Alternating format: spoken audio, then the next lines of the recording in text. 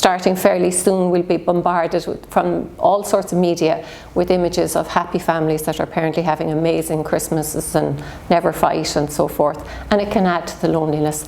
Funnily enough, I think sometimes Christmas isn't as bad as people think it's going to be, because we're dreading it. It's coming up, you know, people think about, oh, it's their first Christmas, you know, we'll include Mary or we'll include John. The truth is that I think in bereavement, any day can be a bad day. And sometimes it's the ones we're not expecting, when you wake up and you just get this grief attack for no reason. Sometimes that catches us unawares. Those can be difficult. So while I think it's true, and we would always say to a bereaved person, try and make a plan, because Christmas is coming and it's going to happen whether we want it to or not. So to try and make a simple plan, and to say to bereaved people, you know, offer an invitation that has some flexibility.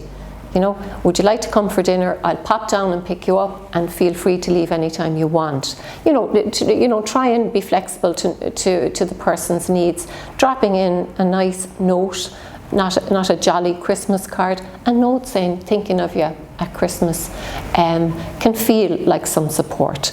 But we need to not lose sight of the fact that any day can be a tough day when you're bereaved.